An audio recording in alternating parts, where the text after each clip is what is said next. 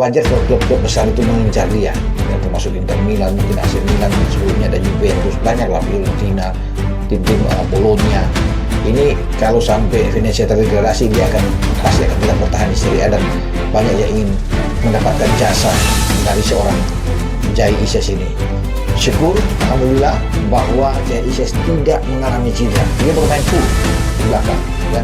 Dan ketika dia tidak cedera, ini satu hal yang bagus untuk bermain melawan Australia. Yang saya wabarakatuh, salam sejahtera, salam sehat, dan apa kabar buat teman-teman? Semoga baik-baik saja, ya. Salam buat keluarga teman-teman dimanapun teman-teman berada, dan semakin dekat pertarungan antara Australia dan Indonesia yang akan berlangsung di Stadion Allianz di kota Sydney, Australia. Berikan semangatnya, sana, berikan dukungannya, berikan doanya untuk pemain-pemain abroad kita yang tampil pada akhir pekan kemarin.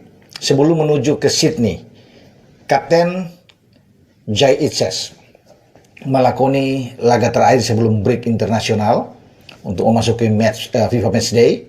Itu Venezia menghadapi Napoli. Tidak main-main. Napoli adalah tim yang berada di peringkat kedua setelah Inter Milan dalam klasemen Serie A. Sementara Venezia, klubnya Jai Ises, berada di peringkat ke-19 di zona merah, ya, terancam untuk degradasi, berada satu tingkat di bawah Monza, ya, kalau bisa dikatakan. Dan orang memperkirakan Venezia akan tumbang. Tetapi hasilnya Venezia mampu menahan imbang Napoli, ya, 0-0. Suatu hal yang luar biasa, di luar dugaan. Kalau melihat dari kualitas pemain, head to head kalah Venezia.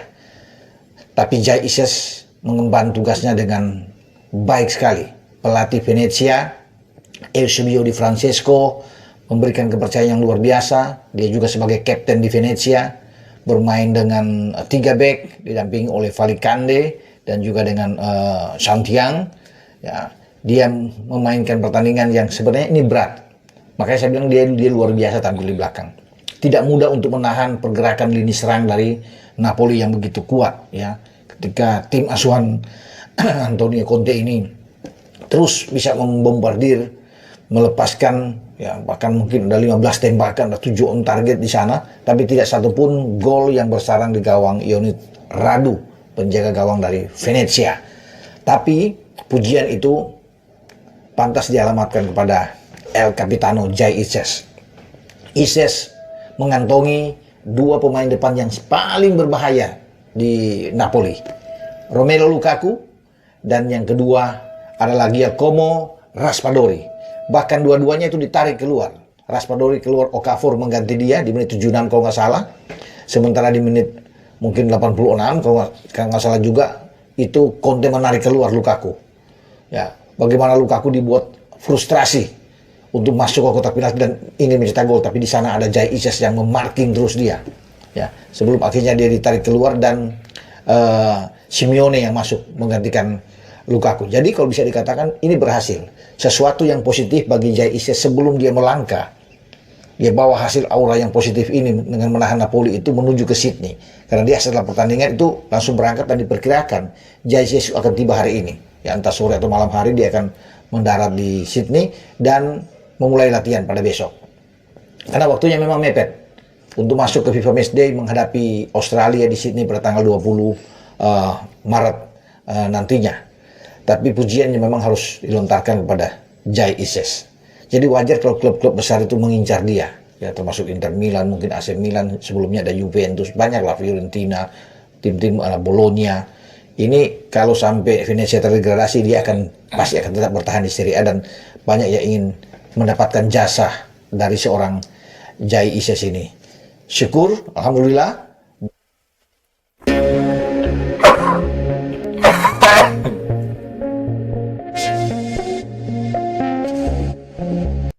bahwa Jai Ises tidak mengalami cedera. Dia bermain full di belakang, ya. Dan ketika dia tidak cedera, ini satu hal yang bagus untuk bermain melawan Australia.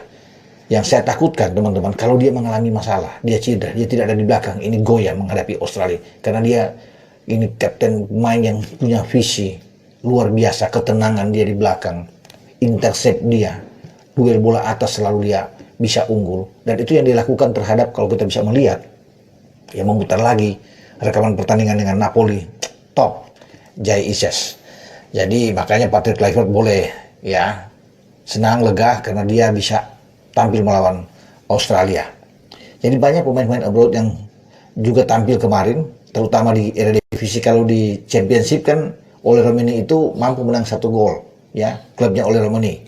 Ya, Ole Romani bermain tapi kemudian dia ditarik di menit 64 kalau nggak salah oleh pelatih Gary Rowett, ditarik keluar, dan Ole Romani tidak cedera juga. Itu bagus buat kita, kabar bagus, dan dia akan terbang ya. Mungkin hari ini sudah tiba di Sydney ketika klubnya Oxford itu mengalahkan Watford dengan 1 gol. Marcelino tidak dimainkan ya, jadi tapi Marcelino juga sudah berangkat ya, dan diharapkan Marcelino ini bisa tampil melawan Australia, entah di starting line up atau di babak kedua sebagai super sub. Nah, yang lain-lain yang bermain di Eredivisie juga mendapatkan hasil yang bagus. Go Ahead Eagles, klubnya Dean James, menang melawan Willem II 1 gol, dan Dean James yang bermain di fullback kiri, bagian kiri, itu ditarik keluar juga ya. Ini juga bagus karena dia tidak mengalami masalah, sehingga dia ada kebugaran ketika dia menuju ke Sydney memperkuat tim nasional kita. Eliano Reinders tidak bermain, memang ada di bangku cadangan di saat klubnya ya Paxwell itu menahan imbang tuan rumah Sparta Rotterdam 1-1 ya, dan Eliano sudah berangkat juga ya. Kemudian yang mengenaskan adalah klubnya Mes Hilgers, salah satu bek yang nanti akan berpasangan dengan Jay Ices di jantung pertahanan timnas melawan Australia ya. Bagaimana 20 ini dipermak habis di kandang, dipermalukan dengan 2-6 dari Feyenoord, dan Mes Hilgers yang bermain di bek tengah itu ditarik keluar juga ya, tidak mengalami masalah apapun atau cedera di sana, dan ini satu hal yang bagus untuk bisa bergabung dengan timnas ya.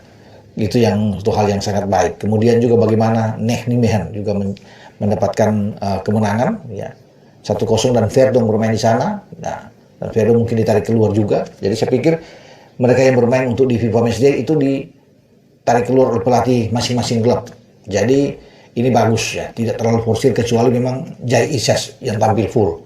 Sebenarnya klubnya Tom Haye juga Almeria sudah bermain dari Sabtu, dan Tom Haye kan sudah lebih dulu tiba di Sydney karena bermain lebih dulu. Dia bermain 1-1, Tom Haye dengan Nah Breda. Tom juga bermain full, tidak diganti ya. Ya, tapi itu setelah pertandingan dia langsung berangkat. Dia lebih perlu untuk beristirahat tentunya, beradaptasi dengan keadaannya ada di Sydney. Jadi pemain-pemain yang akan tampil sebagai pemain inti semoga ini baik-baik saja ya. Ketika tidak ada masalah berat. Klubnya Kevin Dix juga di Liga Denmark juga mengalami kekalahan sayang dari Viborg ya. Ya, dan 3-2, jadi itu yang membuat mereka sekarang ada di bawah Michelin yang berada di atas, dan Copenhagen klubnya Kevin Dix itu ada di peringkat kedua. Tapi Kevin Dix juga sudah menyatakan bahwa dia berangkat menuju ke Sydney untuk bisa bergabung. Dia sudah bisa tiba pada hari ini, dan mungkin besok akan memulai latihan bersama dengan timnas kita untuk menghadapi The Socceroos ya. Jadi kita bersyukur semua teman-teman bahwa di akhir pekan setelah semua pemain menyelesaikan laga-laga yang krusial, laga-laga yang berat ya, dan mereka baik-baik saja. Tidak ada kabar bahwa pemain itu terkapar di lapangan atau mengalami masalah cedera, dan ini menjadi satu hal yang positif tentunya yang kita harapkan, karena kita memiliki ingin mendapatkan poin ya, tidak kalah melawan Australia. Menang itu satu hal yang luar biasa, bonus yang mantap buat kita. Tapi kalaupun tidak kalah dengan hasil imbang juga kita harus terima dengan baik, karena kita berhadapan dengan tim yang kuat. Peringkatnya 26 Australia teman-teman. Ya, jadi kalau satu angka itu sudah bagus. Berselisih 101 peringkat. Kita kan 127. Jadi itu kalau kita bisa dapat 1 poin aja, itu luar biasa. Ya, banyak yang menginginkan harus menang dong. Ya benar, kalau menang itu udah mantap punya. Siapa yang nggak ingin menang? Ya kalau menang itu ya, peluang itu bisa langsung lolos di depan mata. Dan kita menginginkan semua. Tapi kalau kita tidak kalah, bagi Australia itu adalah satu kekalahan kalau sampai imbang. Karena itu kan menjadi target juga bagi Patrick Kluivert. Ya, karena Australia ingin menang melawan kita. Kesempatan mereka mendapat 3 poin lawan kita, dan Cina 3 poin aman buat mereka untuk bisa mendampingi Jepang, karena 2 pertandingan terakhir berat buat Australia.